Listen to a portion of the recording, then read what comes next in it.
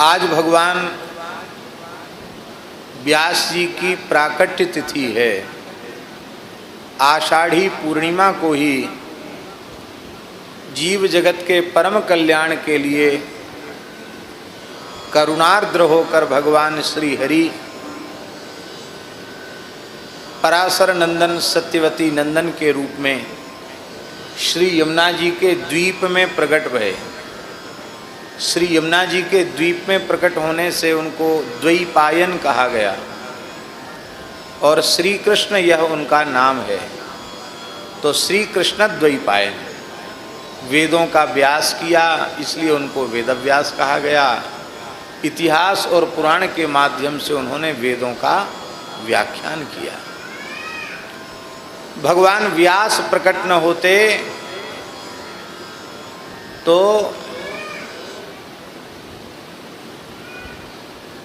मनुष्य मनुष्य ही नहीं होता। पुरुषार्थ चतुष्टय का बोध, मानव जन्म के चरम फल का बोध, जितने भी साधन हैं उनका बोध बिना भगवान व्यास की कृपा के नहीं होता है। जितने भी आस्तिक सनातन वैदिक संप्रदाय हैं, चाहे वे गणेश के उपासक संप्रदाय हों, चाहे वे शिव के उपासक संप्रदाय हों, चाहे वे शक्ति के उपासक संप्रदाय हों, चाहे वे सूर्य के उपासक संप्रदाय हों, और चाहे वे रामकृष्ण नारायण के उपासक वैष्णव संप्रदाय हों, सभी आस्तिक संप्रदाय, सभी परंपराएं, उनके मूल श्री व्यास जी महाराज। व्यास जी की वाणी ही सभी संप्रदायों की उपासना पद्धति के मूलभूत सिद्धांत के रूप में प्रमाण है। इसलिए भगवान व्यास को कहा गया अचतुर्वदनो ब्रह्मा द्विबाहुरपरो हरिः अभाल लोचन शंभु भगवान वादरायण।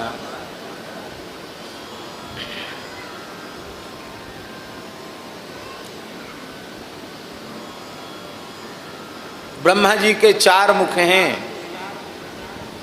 कृष्ण द्वैपायन भगवान व्यास जी के चार मुख नहीं है, एक ही मुख है। पर चार मुख न होते हुए भी, वो एक मुख के होते हुए भी साक्षात ब्रह्मा जी हैं। ब्रह्मा जी के मुखारविंद से वेद का प्राकट्य होता है और भगवान व्यास की लेखनी से पंचम वेद, इतिहास और पुराण का प्राकट्य होता है।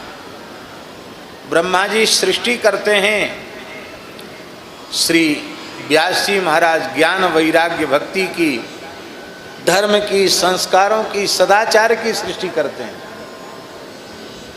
इसलिए वो ब्रह्मा जी हैं। भगवान नारायण की चार भुजाएं हैं, व्यास जी की चार भुजाएं नहीं, दो ही भुजाएं हैं।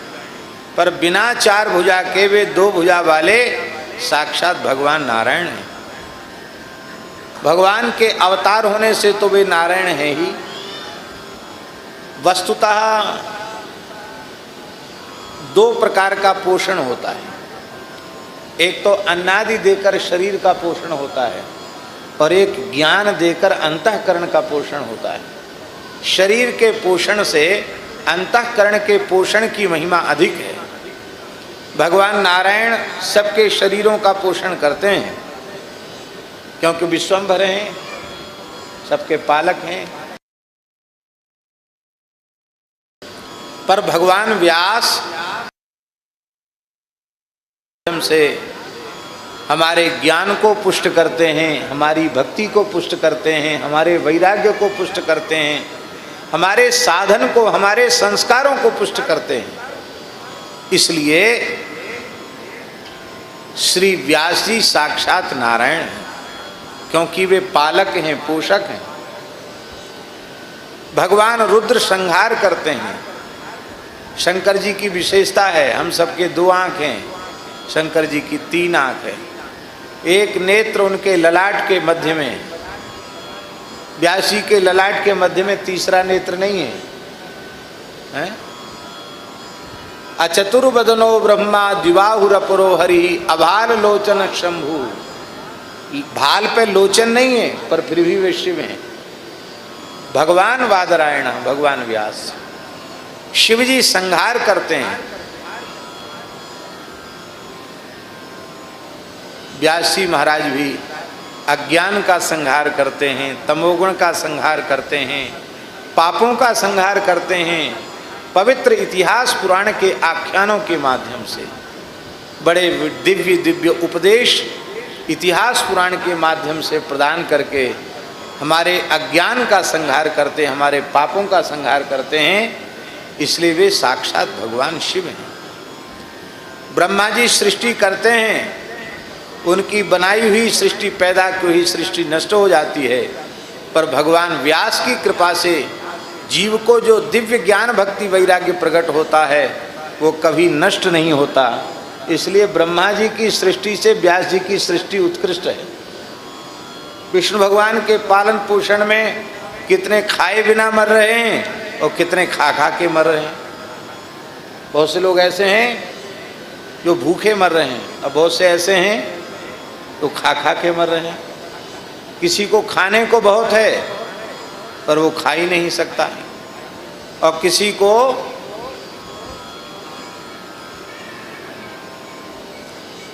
खाने की शक्ति बहुत है पर उसको खाने को ही नहीं है।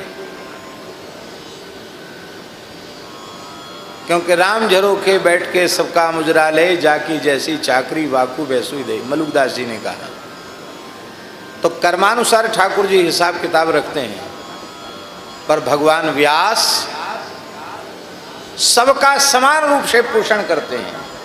व्यास वाणी का जो भी श्रद्धा पूर्वक श्रवण करेगा, ब्राह्मण हो, चांडाल हो, पापी हो, पुण्यात्मा हो, कोई जो व्यास वाणी को स्वीकार करेगा, ग्रहण करेगा, उसके अंतःकरण का पोषण हो जाएगा। उसमें भेद नहीं है।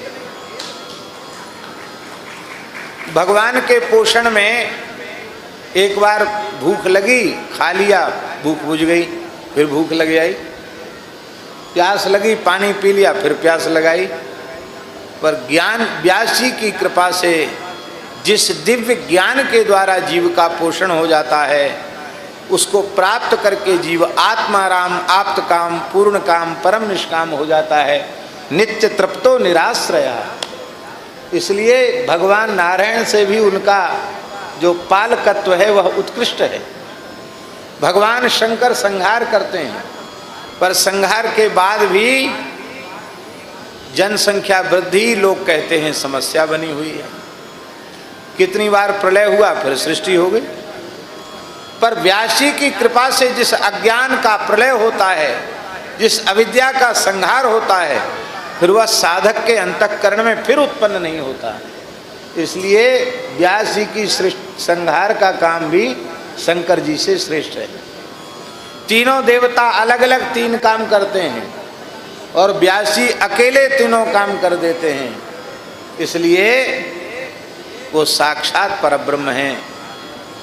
उन्हीं व्यास जी के लिए ये बात कही गई है पुराणों में, गुरुर् ब्रह्मा गुरुर्विष्णु गुरुर्देवो महेश्वरः गुरु साक्षात परब्रह्म तस्मै श्री गुरुवे नमः।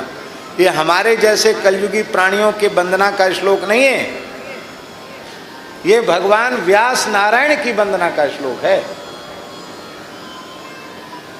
जिस प्रकरण में ये श्लोक आया उसी प्रकरण में गुरु ब्रह्मा गुरु विष्णु आया।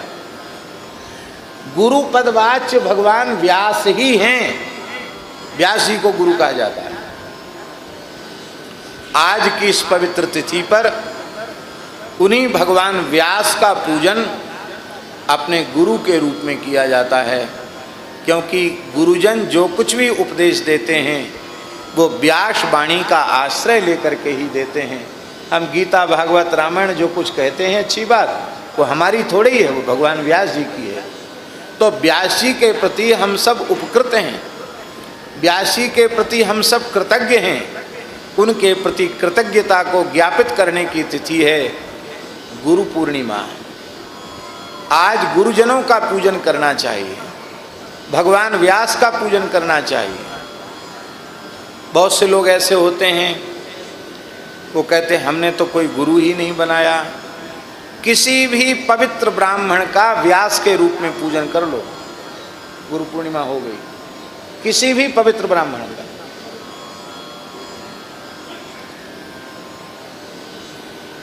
नहीं मातृ समो गुरु, पुराणों में लिखा है माता के समान कोई गुरु नहीं है। इसलिए इस पवित्र तिथि पर माता हमें ज्ञान देती है, इसलिए माता का पूजन करें। पिता भी गुरुपद वाच्य ही है, क्योंकि श्रीमद् भागवत के 9वें स्कंध में गुरुवर्थे त्यक्तराज्यो विचरदनुबरम पद्मपद्भ्याम प्रियाया पाणिस्पर्शाक्षमाभ्याम मृजित पथरुजो यो हरीन्द्रानुजाभ्याम वैरूप्यात् सुरूपणख्याः प्रिय विरहरुषा रोपित भ्रू विजृंभा त्रस्ताब्धिर्बद्ध सेतु खलदब दहनः कौशलेन्द्रो वतान्नः। इस श्लोक में गुरुवर्थे माने पितृर्थे, गुरु माने पिता, इसलिए पिता का पूजन करें, माता का पूजन करें, गुरु पूर्णिमा को पिता का पूजन करें। जिसने हमारा अक्षरारंभ कराया है, शिक्षा प्रदान की है, उन शिक्षकों का पूजन करें, गुरुजनों का पूजन करें। बड़ा भाई भी पिता के तुल्य होता है, गुरु तुल्य होता है, बड़े भाई का पूजन करें। जो कुल पुरोहित कुल गुरु हमारे जात कर्म संस्कार से लेकर अंत्येष्टि और सपिंडी तक कराते हैं, वो भी गुरु हैं, कुल गुरु हैं। इस पवित्र तिथि पर उनका पूजन करें। और हमारे वृंदावन के महान रसिकाचार्य श्री हरिराम व्यास जी महाराज कहते हैं, आदि मध्य अरु अंत में यह रसकन की रीत, संत सवे गुरुदेव हैं, व्यास ही है प्रतीत। सभी संत गुरु हैं, तो किसी भी संत का गुरु रूप में पूजन करें।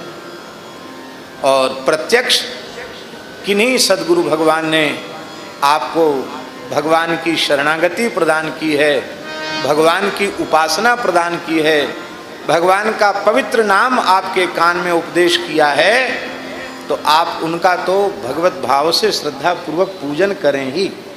ये गुरुजनों के प्रति कृतज्ञता ज्ञापित करने की तिथि है ये व्यास पूर्णिमा। बहुत ही दिव्य इसका महात्म्य है। पर प्रायः लोग इस बात को बहुत कम जानते हैं कि आज व्यास जी की जयंती है। गुरु पूर्णिमा में व्यास जी की जयंती है, ये बात कम लोग जानते हैं। पर व्यास जी का पूजन और व्यास जी का स्मरण आज जरूर करना चाहिए। मूल में तो उन्हीं की तिथि है, उन्हीं का पूजन है, किसी मनुष्य का पूजन नहीं है। बोलो वेदव्यास भगवान की जय। जय जय श्री राम।